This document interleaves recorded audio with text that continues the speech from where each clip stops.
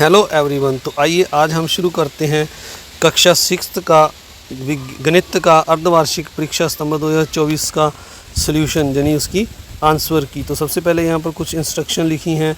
सभी प्रश्न अनिवार्य हैं। 1 से 10 तक के एक एक अंक है। प्रश्न संख्या 11 से 13 प्रत्येक 2 अंक का, 14 से 16 3 अंक का तथा 17 से 19 5 अंक का है। तो आइए सबसे पहले यहाँ पर सम नंबर 1 लिखा हुआ है। संख्या 410 में दहाई के अंक के स्थानीय मान क्या है। तो दहाई के अंक का स्थानीय मान यानी दहाई पर 1 है तो इसके साथ एक 0 लगाएंगे तो ये 10 ए ऑप्शन आ जाएगा। इसके बाद दूसरा सम है, यहाँ लिखा हुआ है सबसे छोटी पूर्ण संख्या और सबसे छोटी प्राकृतिक संख्या। तो पूर्ण संख्या जो होती है 0 है और प्राकृतिक संख्या जो है -1 होती है। तो दोनों का अगर हम अंतर करेंगे तो ये -1 आएगा, बी ऑप्शन उत्तर आएगा। इसके बाद अगला है 3 नंबर सम 49 के पूर्ववर्ती और परवर्ती। 49 इसके हमने पूर्ववर्ती और परवर्ती लिखना है, यानी इसमें पहले हम एक माइनस करेंगे, 49 में से 48 आ जाएगा, फिर एक प्लस करेंगे तो 50 आ जाएगा, यानी डी ऑप्शन इसका उत्तर आएगा 48 और 50। अगला प्रश्न है संख्या 3 के कितने गुणनखंड होते हैं। तो संख्या 3 है जो 1 और 3 के टेबल में जाती है तो इसके 2 गुणनखंड हो गए, बी ऑप्शन उत्तर आएगा। इसके बाद अगला है 5 नंबर चतुर्भुज के चारों कोनों का योग कितना होता है। तो चतुर्भुज के चारों कोनों का योग 360 होता है। अगर हम इसको डिवाइड करेंगे 90 से डिवाइड करेंगे अगर हम इसको, तो समकोण पूछा है तो हम इसको 90 से डिवाइड कर देंगे तो ये 4 आ जाएगा, यानी 4 समकोण आ जाएगा, सी उत्तर इसका ऑप्शन सी उत्तर आ जाएगा। इसके बाद आगे है 6 नंबर सत्या पूर्ण संख्या 1 का कोई पूर्ववर्ती नहीं होता। तो पूर्ण संख्या 1 का कोई पूर्ववर्ती नहीं होता इसने ये बोला है। तो अगर हम 1 में से 1 घटा देंगे तो इससे पहले वाली संख्या 0 आएगी, यानी 0 इसका पूर्ववर्ती है, इसलिए ये असत्य है, यानी 0 पूर्ववर्ती है यदि नहीं यहाँ नहीं लिखा हुआ है। इसके बाद अगला है 7 नंबर सभी अभाज्य संख्याएं विषम होती हैं। तो अभाज्य संख्याएं प्यारे बच्चों 2 से शुरू होती हैं, 2 3 5 7 इस तरह से चलता है। तो 2 सम संख्या है, यहाँ पर लिखा है सभी विषम होती हैं तो 2 सम है, इसलिए यह भी असत्य है। तो यहाँ पर आपने असत्य लगा देना है। आगे बढ़ने से पहले आप सभी से एक रिक्वेस्ट, अगर आप चैनल पर नए हैं तो चैनल को सब्सक्राइब जरूर करें, वीडियो को लाइक करें और अपने दोस्तों मित्रों में शेयर भी जरूर करें। तो यहाँ पर आगे लिखा हुआ है 8 नंबर प्रश्न रिक्त स्थान 1 न तो डैश संख्या है और न ही डैश संख्या है, तो ना ही भाज्य है और न ही अभाज्य। 9 नंबर में है त्रिभुज के तीनों कोनों का योग 180 डिग्री होता है। तो डैश में 180 लगाना है। वह कोण जिसका माप 2 समकोण के बराबर होता है।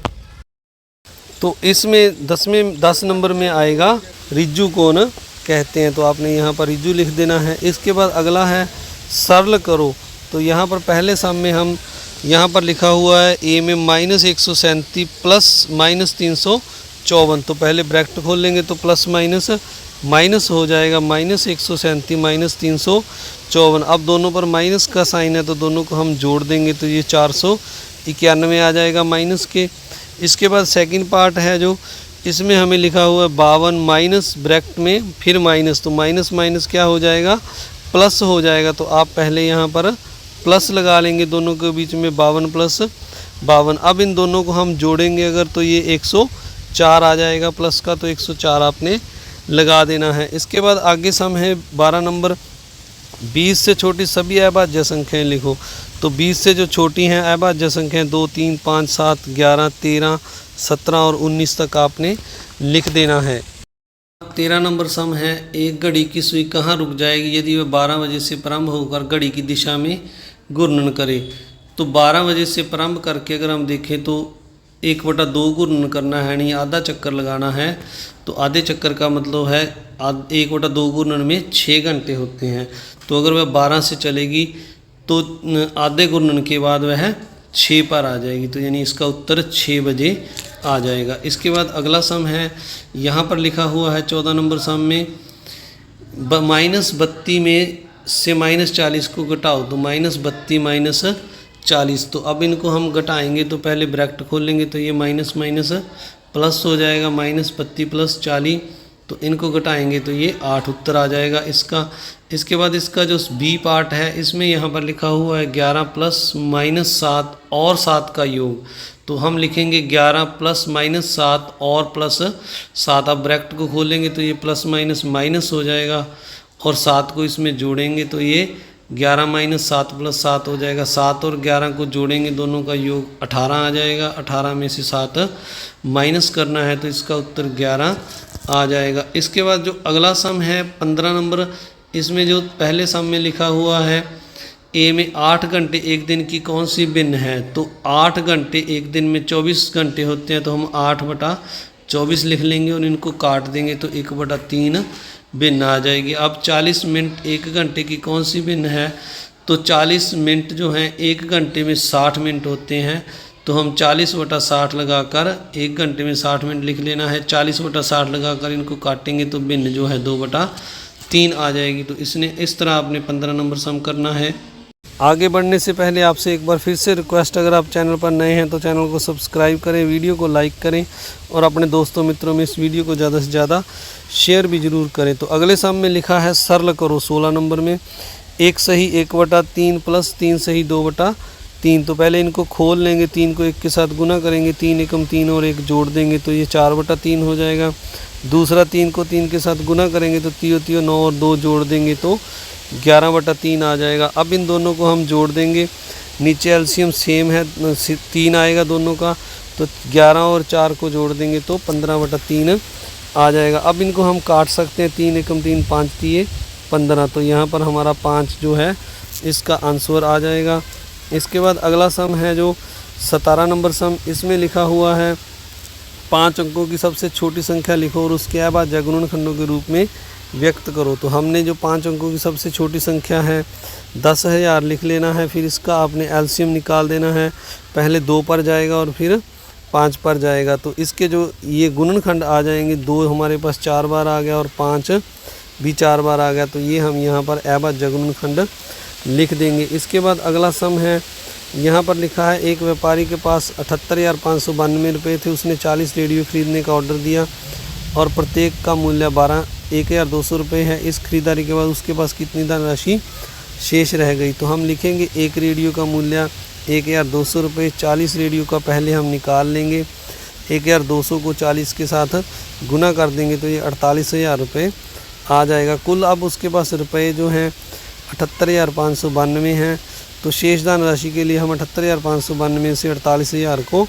माइनस कर देंगे तो ये 30,592 रुपये शेष राशि धनराशि आ जाएगी। इसके बाद अगला सम है जो इसमें हमें यहाँ लिखा हुआ निम्न आकृतियों को बनाइए। एक रेखा, यानी एक हमने ये रेखा लगा देनी है ए बी जैसे मैंने लगाई है। इसके बाद दूसरे में है रेखाखंड, तो रेखाखंड के दोनों सिरों पर एरो नहीं लगाने, 2 डॉट लगाकर मिला देना है, जैसे ए बी को मैंने यहाँ दूसरे में मिलाया है। तीसरे पार्ट में है प्रतिच्छेदी रेखाएं, तो ये 2 रेखाएं लगाई हैं मैंने, पी एस और आर एस और पी क्यू दोनों ओ बिंदु पर प्रतिच्छेद कर रही हैं, तो पी क्यू और आर एस बिंदु ओ पर प्रतिच्छेद करती हैं, दोनों प्रतिच्छेदी रेखाएं हैं। फिर समांतर रेखाएं लगाई हैं मैंने 4 नंबर में ए बी और सी डी, तो ये ए बी समांतर सी डी हम लिख देंगे।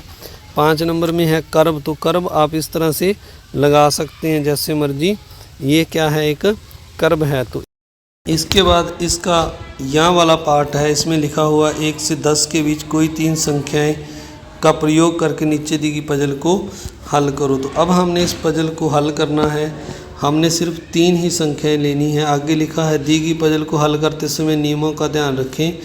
पजल में बने खानों की संख्या को 3 संख्याओं से ही इस प्रकार भरना है कि खड़ी या लेटी पंक्ति में किसी भी स्थिति में कोई संख्या दोबारा ना आए। आगे लिखा हुआ है जैसे सुजुको या मैजिक स्क्वायर में होता है, जो संख्याएं खाने में ऊपर कोने में लिखी हैं वे टारगेट संख्याएं हैं जिसे उसी के साथ लगी हुई संक्रियाओं का प्रयोग करके प्राप्त करना है।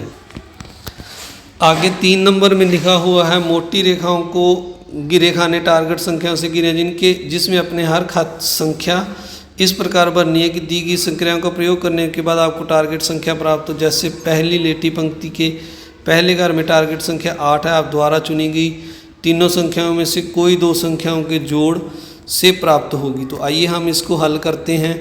तो यहाँ पर हमने सबसे पहले इस पहले एक खाने में भरना है, तो यहाँ पर पहले हमने जोड़ 8 करना है, तो इसमें हम यहाँ 3 लिख देंगे और यहाँ पर 5, दोनों का जोड़ 8 हो जाएगा।